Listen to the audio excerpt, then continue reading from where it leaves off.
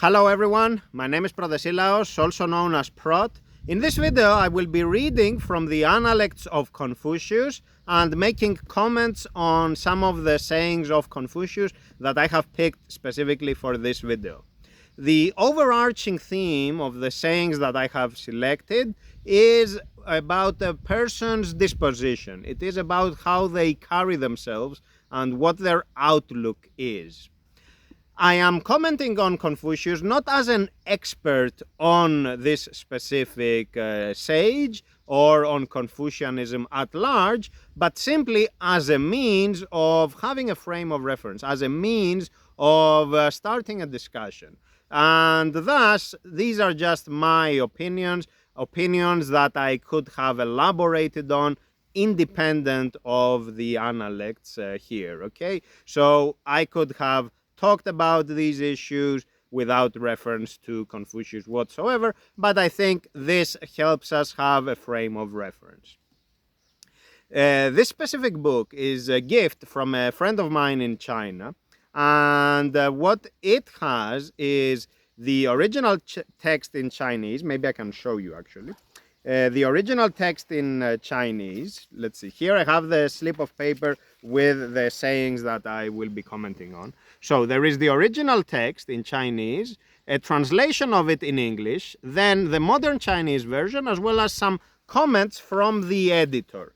I generally ignore the comments because they will usually provide historical context, which is useful if you have a keen interest in Confucius, the person, the historical figure.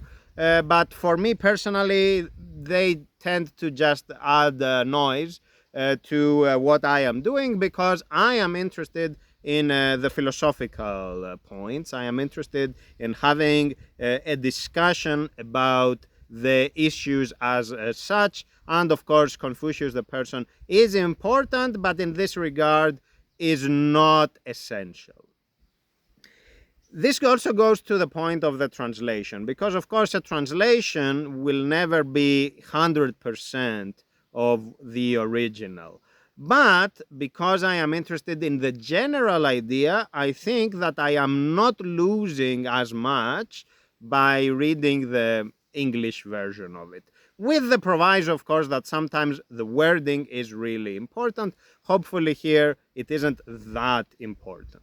But we will see. If I say something wrong based on something that is wrong in the translation, what can we do? Mistakes happen and we have to deal with them as we go. So these are some of the sayings that I will be commenting on, and I have another slip here. I don't think I will get to all of them, but let's start and see where we go. Starting with the saying number 9.7. So 9.7 means chapter 9, saying number 7. Zilao said, the master said, I did not hold an official post, so I have developed many basic skills. The master here is in reference to Confucius, and thus Zilao, this person here, is a disciple of Confucius. They would refer to their teacher as master, and thus here is Confucius saying what he is saying, which is that he did not hold an official post, so he wasn't employed in the service of the administration in public office, and thus he didn't specialize in one area, but instead developed many basic skills. We can think of Confucius as basically saying that I am street smart. In other words, I have learned a lot by doing various jobs in everyday life, not specializing in any given one of them, but understanding the underlying principles or the underpinnings of whatever it is that I was doing, and thus the basic skills. A basic skill, for example, this is something I have also talked about in the past, about basic powers. A basic skill will be something like consistency, like consistency is not something that is the domain of a specialist, that belongs to a specific field of endeavor or to a given specialization, to a given field of science, let's say. It's something that applies everywhere, in everything we do. Consistency, in this example, will be useful whether you are doing theoretical physics or whether you are just farming the land or training dogs or whatever it is you are doing, from the most advanced intellectual issues to the most common forms of manual labor. Consistency is key, because when you are doing things with consistency, you are doing them well, and you are doing them in a manner that ultimately is sustainable. If you have inconsistency in what you are doing, meaning if you go through highs and lows and you have this rush of enthusiasm and now you do stuff, and then you go into a deep valley of disappointment and disengagement, if you are like that, chances are that first, you don't feel good about yourself, and second, you cannot have results that are reliable. Maybe they will be good if you happened to be really excited and you did something great, but generally you cannot rely on them. Whereas if you are consistent, you know that there is a baseline of reliability, because you are doing something over and over and over. You are not experiencing friction, you are not experiencing continuous disappointments, and thus we can expect that at least this baseline is okay. There are many such basic skills, right? So there are many basic forms of conducting ourselves that are useful no matter what we do. For example, being honest with yourself. Being honest with yourself is not about telling others that you are honest. It's not that. Of course, you can do that, but it's not that. Being honest with yourself is having a fair assessment of what you are doing. Like, do I actually know this or not? Or how am I feeling about what I am doing, regardless of what the social expectations are, what the norms are, what I ought to be doing. So, regardless of all that, what do I actually feel about this specific state of affairs? Being able to answer that to yourself, it doesn't have to be something you do in public. Being able to answer that is ultimately empowering, because it grants you clarity. You can decide about what to do from a position of certitude, from a position of stability, where you have understood what your emotional foundation is. Like, how do you feel about it? And based on that, you have what effectively is a tiebreaker. So if there are competing options that at least reasonably seem equally good, then you have a clear tiebreaker, which is, what is your gut feeling about them? What would you rather do? And that is a basic power that ultimately keeps you fresh. It keeps you going, because you will be choosing that which doesn't undo you, that which doesn't damage you and take away from your vitality. So Confucius here is saying that I am street smart. The opposite of being street smart is book smart. And book smart will basically mean somebody who has read a lot on a given topic but hasn't experienced the relevant phenomena. For example, imagine somebody will read a lot about interpersonal affairs, about making friends or dating or having a family and so on, right? But they have not experienced any of that. maybe they have a good grasp of the theory, but their understanding of people is an idealized understanding. It's not about actual people in imperfect circumstances, but of a caricature of a person, essentially. A person that works within the confines of a model. A person that is devoid of complexity. A person that is good enough to be charted on some model and for you to draw figures and such, but a person that actually doesn't exist. And this is true for a lot of what a book will give you. It will give you the map of the territory at best, but not the territory as such. And no matter how good the mapping is, it is never what is being mapped. Okay? And it's important to understand this distinction, because if we pay too much attention to the book smartness that we should all have, of course, but if we pay too much attention to that, then we lose touch and we forget that we have to go out there. We have to touch grass, as it were. We have to have a rooting. We have to be firmly rooted in the actuality of things. And by the way, I see my dogs. They are behind me. They are just playing around and they are having a good time. One of them is here. This is Milon. You may have seen them in other videos. I have 4 dogs. Anyway, what Confucius is saying here is that people who have a formal position, a public post, who work for the administration, will tend to be experts in a specific domain. For example, the government will employ people who are experts in finance, and they will work for the Ministry of Financial Affairs or the central bank. The government will have people who are experts in agriculture, and they will be overseeing agricultural activities and farming, and so on. There will be people who are experts in weapons systems, and they will be checking how the relevant industries are performing and what kind of regulations should be respected and all this.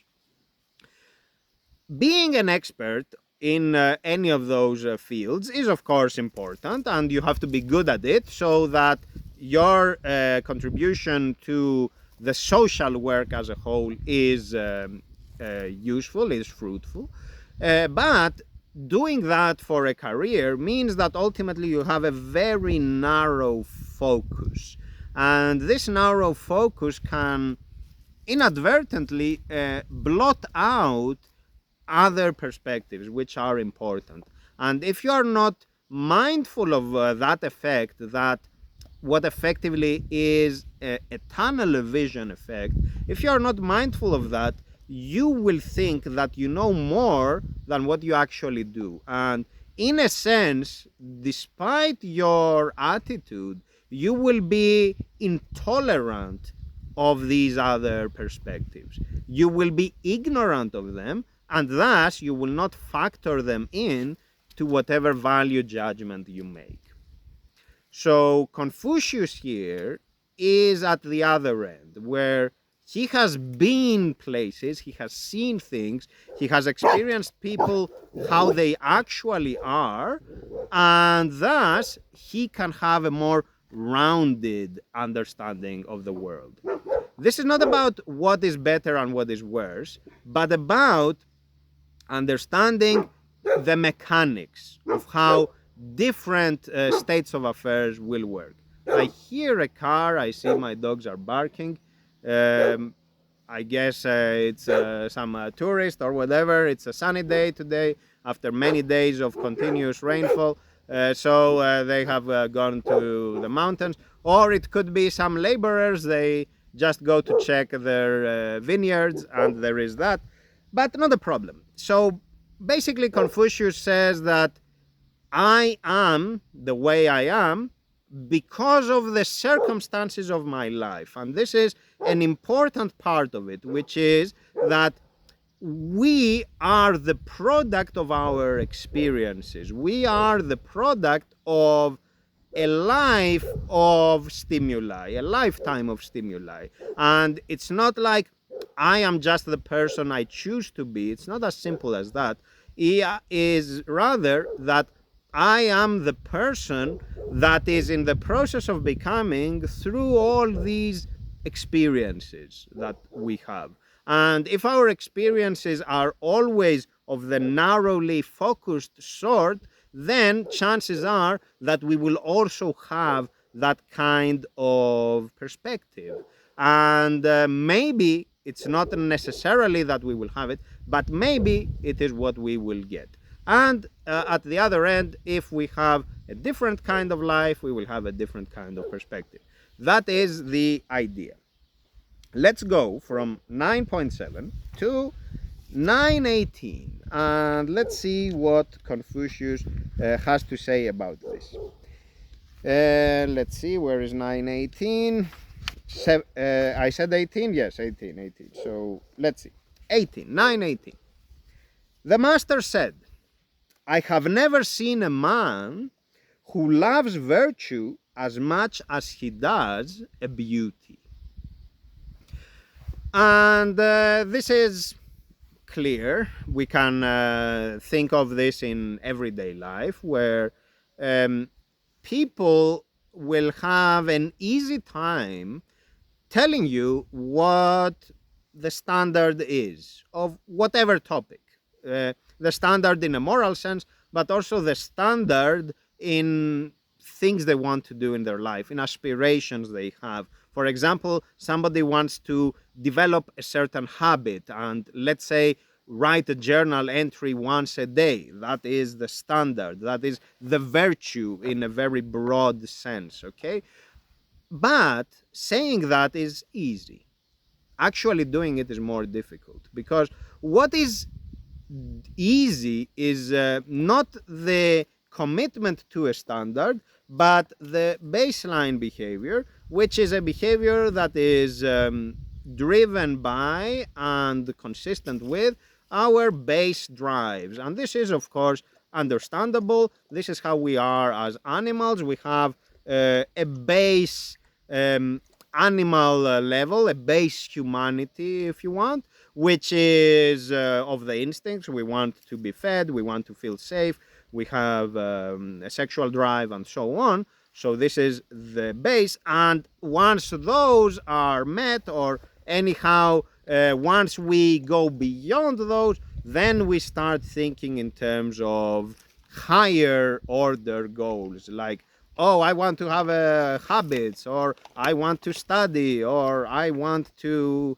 understand morality in whatever way I understand it and commit to it. So these are of a certain level of enlightenment, as we say, where here enlightenment is usually understood as the ability to ascend from our animal condition to a more spiritual being.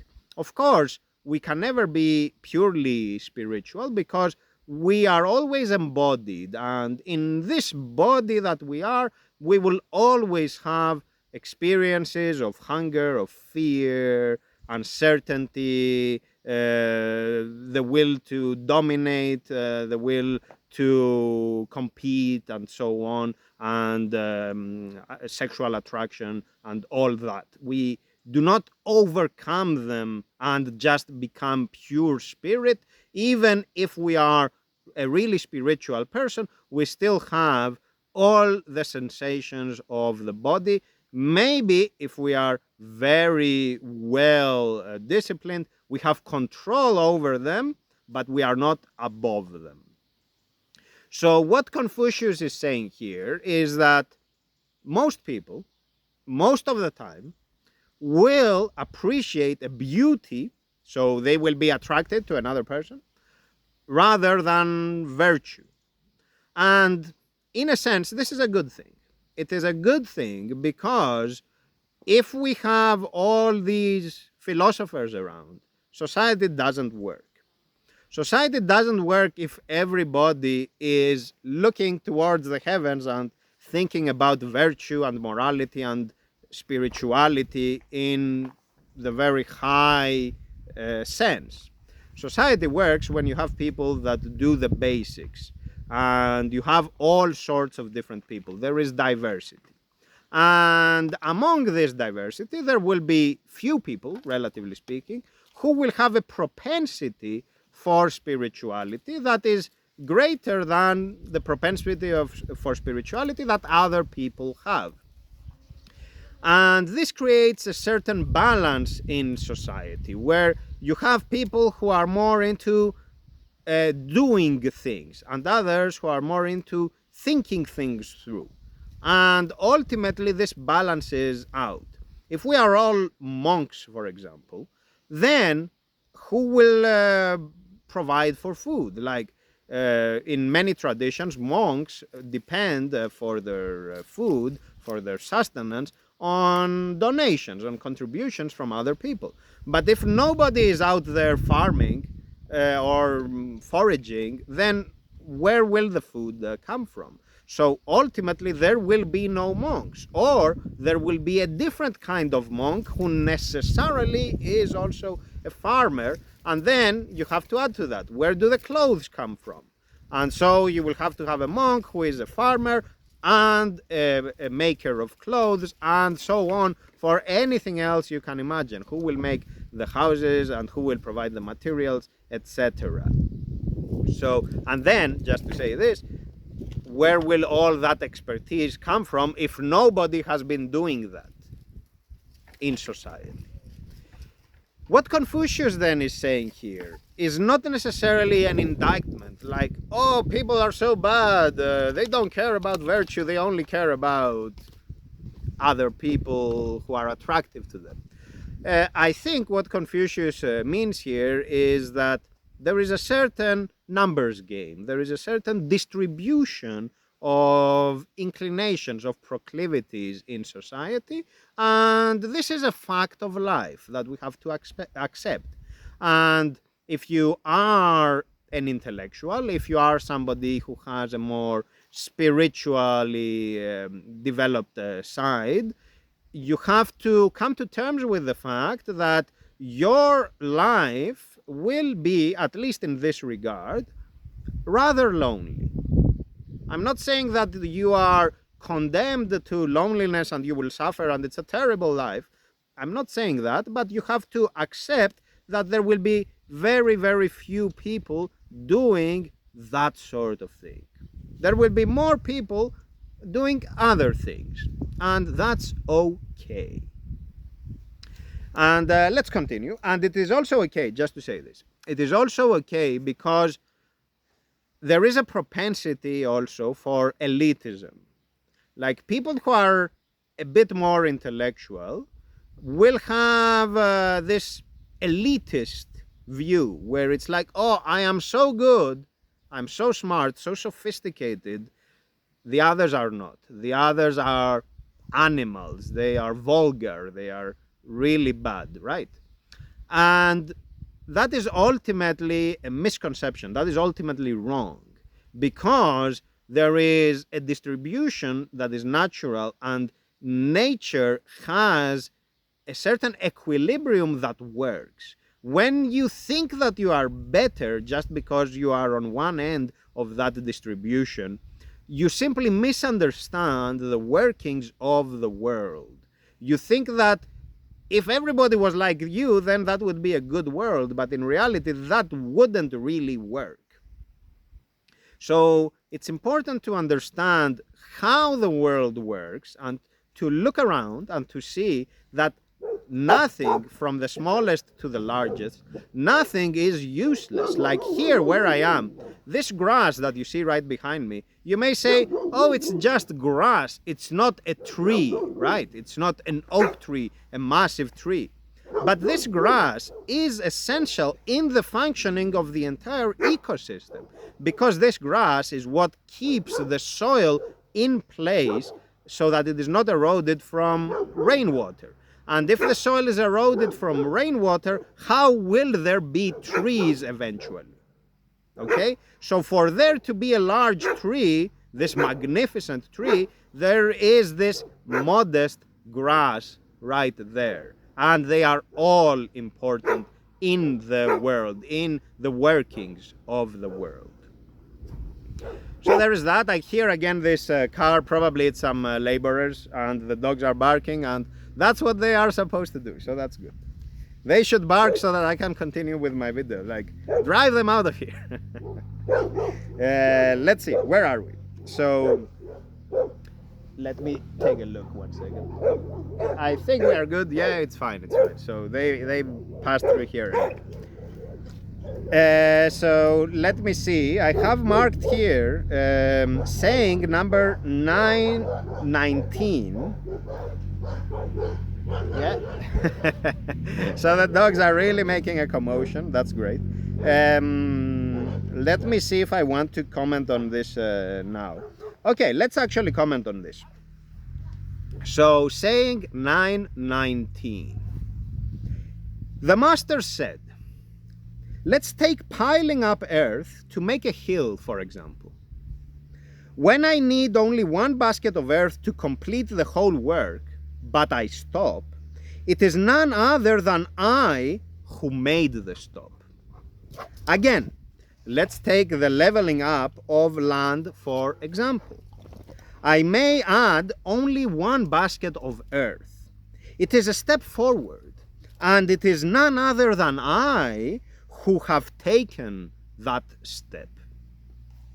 What the master here is emphasizing, what Confucius here is talking about, is the fact that we have to have responsibility. We have to take responsibility for our actions, both when we do something and when we fail to do something, when we don't commit to what we have set out to do. And the reason this is important is because of also what was said earlier, of the basic, how was he saying it? Of course, I call it basic powers, but I think Confucius says something else here. Basic facts or basic knowledge, you know what I'm saying, like the one I started with, 9.7 anyway. It relates to that, because a basic power, I said earlier, is consistency. It's this commitment. And when you are consistent, you ultimately are saying that I recognize that what I am doing requires upkeep. And I recognize that if I do what I must, it will be done. And if I don't do what I must, it will not be done. There is a tendency for people to campaign for change and to be like, oh, the government should do such and such. For example, I will use an example that is common nowadays. The government should teach children to avoid social media and to not use the phone all day, says the parent. Meanwhile, the parent is glued to the phone. And so the question is, okay, you are advocating for somebody else to fix your own failings. You don't want to fix your own failings. You are not doing anything about them, but you are complaining that there are things that need to be fixed. And even though you have the power to fix them, this is not a systemic issue. It's something that can start from an individual initiative. You pretend as if you are not to blame, as if there is nothing you can do to change your world. This is something that you will see a lot if you get in the world of politics. I used to work in politics. I used to work at the European Parliament. I was one of those experts on matters of lawmaking. I was doing the backstage work of the legislative process. Of course, it's not politicians who do that. Politicians do the talking, but their assistants do the actual work behind the scenes. Anyway, when you are in that world, you will see a lot of this externalization of responsibility. Like, oh, me, I don't need to change anything. It's others that should do it. And once others do it, then we will have what we ought to have. And this is consistent with what was said earlier about I know a lot of people who love beauty but who don't like virtue. Because it's easy here to say what the virtue is, and that's what we call virtue signaling. It's easy to say, oh, we ought to be doing such and such. And then the question is, okay, what are you doing about it?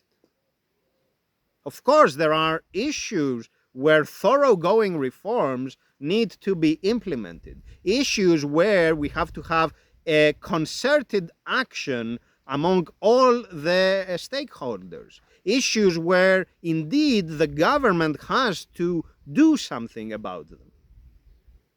But we tend to think that the government should be doing everything. And maybe not the government, others. Who those others are will depend on the specific, but it's never about what should I be doing? What is within my grasp? What is within the purview that I have here? What is subject to my initiative? What will change as a consequence of my actions? And then, if I do that, I am already leading by example.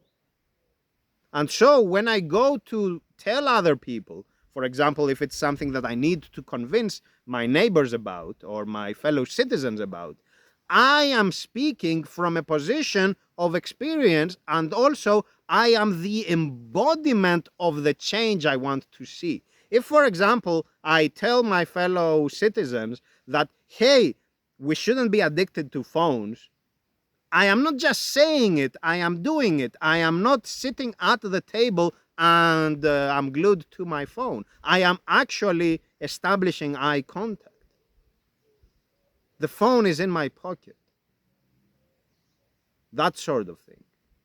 That is convincing because now I am what I say. I don't just talk. Because talk is cheap. In the same way that it's very easy for me to say, I will be doing such and such every day. That's very easy to say, whatever such and such is. But can you actually do it? There is the basic power. Can you actually commit to doing it every day? Can you actually get out of your comfort zone? Can you actually push against the inertia and do it? Then yes, then you can speak. But then you don't talk much about it in a sense that is elitist, because you understand from a position of experience how difficult it is. You understand from a position of experience how much effort it takes to start something. It's not easy. But you also understand that once you commit to something, eventually it gets easier and easier because it becomes second nature. So there is that. Let's continue. So I was on 9:19, and now I want to go to 9:30. Let's see what is 9:30 about. 9:30. Let's see. Okay, very good. 9:30. The master said, those who learn together will not necessarily gain the truth alike. Those who gain the truth together will not necessarily adhere to it alike. Those who adhere to the truth together will not necessarily act with flexible adaptability alike. In other words, what Confucius is saying is that there is diversity among people. And even if we have the same kind of education for everybody, that doesn't guarantee the same outcomes. If we have, let's say, a controlled environment where everybody gets to experience the same inputs, that doesn't mean we will get the same outputs. And this is important for what I said earlier, where we have to appreciate the fact that there is a distribution of competences in society, that different people are endowed with different talents, different skills, and that we should not, those of us who think that we ought to be telling people what to do, we should not operate from a position of elitism, from a position of thinking that, oh, now we can direct and we can pass judgment and we can tell others how wrong they are or how they ought to be doing things. So Confucius is here saying, remember this basic fact of life. It's not like in the books, to connect it also to the point of book smart. It's not like in the books where, for example, in a democracy, everybody is a citizen. In a democracy, everybody is informed and so on. That doesn't happen in the real world. Some are more informed than others. Some are more active than others. Some are more persuasive and influential than others, and so on. We have to understand the differences among people and be tolerant of them, because every difference ultimately has a role to play in the grand scheme of things. And if we don't understand the grand scheme of things, that's okay, because we don't have the God view of the world. We have our own individual view, but we have to recognize that our perspective is just one of many, and we are oblivious to many of the important facts of life and their underlying mechanics. Let's see, what else do I have here? So let's continue. And I have a meeting soon. It's unfortunate. So I didn't realize that it was getting so late. So let's go. So I have here point 12:16. So we went from chapter 9 to chapter 12 now. And let's read this. And I think that's a really nice one as well. So the master said, a virtuous man is happy to support others in fulfilling their nice wishes, but not their evil ones. A base man does the opposite. You may have heard this expression where it's like a god that will grant you every wish would be a wicked god, kind of thing. And I think it's ultimately that, like, a god that would simply give you what you want would ultimately be feeding into your inability to understand things, your inability to think things through, your inability to actually understand what your needs are. And if you always get what you want, even though it's something that you don't really need, it's something that can harm you. And we are often misled. There is something to be said about modern society, where in our modern world, we have a consumerist economic model, an organization of society where everything, virtually everything, is available on demand. And that creates a certain expectation where it's like, I want something, I just get it. And this is turbocharged in the digital affairs we have, such as through social media, where there is an immediate feedback loop. And the kind of digital consumption we have, the kind of digital diet we have, is one of bite-sized stimuli. So there is a very short feedback loop of the stimulus and the gratification you get out of it.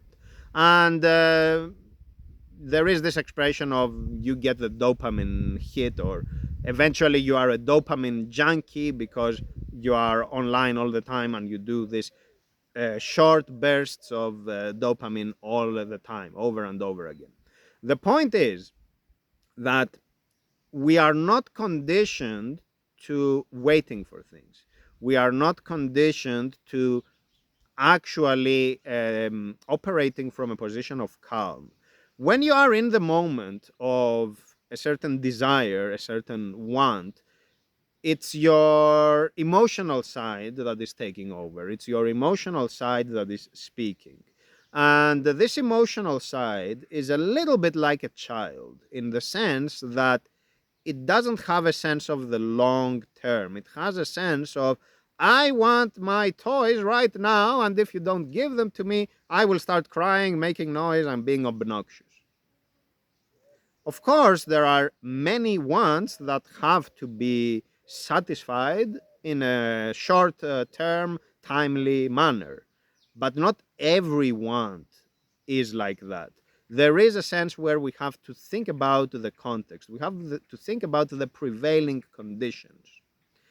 And thinking about them makes us actually appreciate our real ones. You will see that there are people who are, for example, addicted, because that's actually what they are, addicted to buying things. They are hoarding things that they don't need. For example, I have a custom mechanical keyboard. And when I was researching about this keyboard, it's an ergonomic keyboard. I have it because I had an issue with a certain injury. I have recovered fully. But anyway, when I was researching about this keyboard, I found this website where there are people who comment on what they call a hobby. And many of them will post a collection of theirs, which includes like 100 keyboards and maybe 500 sets of different keycaps. And it's like, are you actually using all that? What is this anymore? And they will have like five sets of the same keyboard or the same set of keycaps. And it's like, you will call it a collection, but that's ultimately a rationalization. Like, ultimately, you cannot control your spending habits. And that is because there is an instant feedback loop. Again, like, it's very easy to click and you buy. It's the same with rage bait on social media. Like, you see something that is obviously misconstrued, exaggerated, etc., but it triggers you and you respond right away. And a phenomenon that is very common is for people to publish something and then delete it afterwards. So they delete it afterwards because they understand that what they said is not well thought through or not thought at all. They didn't consider it. It's not respectful. It's not who they are ultimately. And basically, it was their base self speaking. If there was now some friction there, if it was a bit harder for you to actually post your incendiary comments, chances are you would never do it.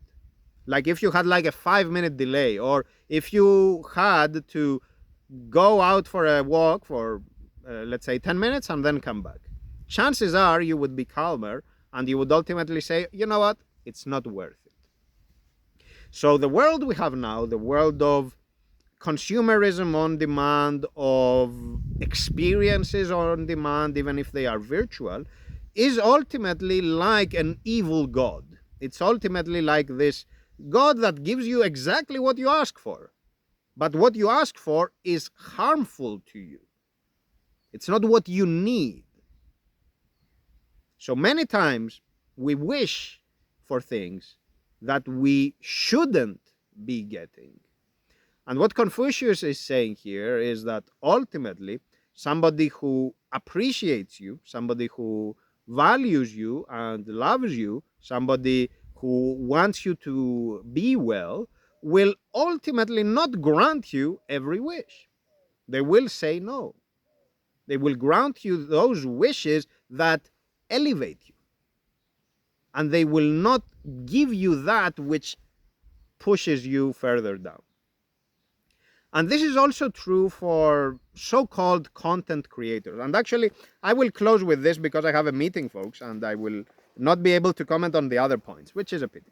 I will close on this. So this is also true, the fact of not giving people what they want, but giving them what they need, is also true for so-called content creators. It's something I do, for example, which is like, people will want bite-sized content, so-called.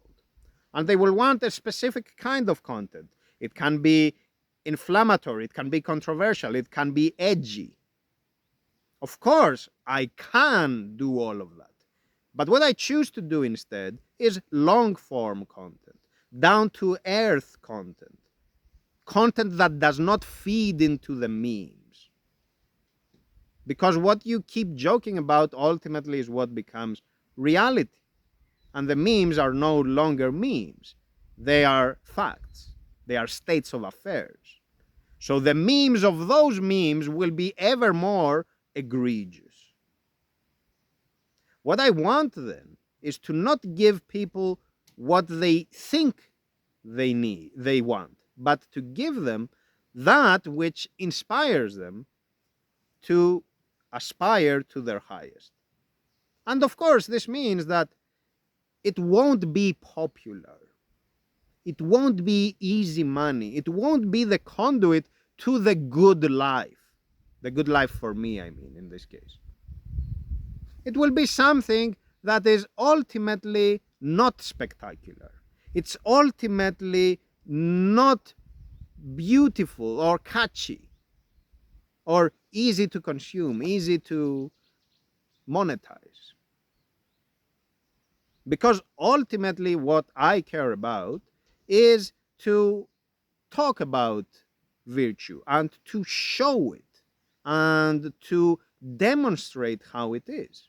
And of course, what better demonstration than for all my content to be exactly what I am doing, to be exactly that. The content that does not lure you in to your vices, that does not bring forward your vices, that does not elicit in you an angry response, that does not elicit in you rage, indignation, frustration, that does not give you what you have been hearing over and over again and you repeat without ever committing anything into action. It is the content that asks you ultimately to do that which is a little bit more difficult, that which requires a little bit more effort. Effort such as the effort I am putting into this video, where I am looking at the camera. I don't have any notes, it's just the paper slip. And I am commenting at length on these topics. This is because I have been putting in this kind of effort for a long time in thinking things through, in trying to understand the phenomena, in trying to reason about them, but also in putting my ideas into action, putting my ideas to work, and being the kind of person that I want to see, and not asking the world, the government, the people, the society, the religious leaders, and so on, to fix the world for me. Of course, if they can do that, the better. But I will not wait for them. I will do my part in the meantime. That's all for today, folks. Let's call it a day because I have a meeting. So thank you very much for your attention. I had more to comment on, but maybe next time. Take care and goodbye for now.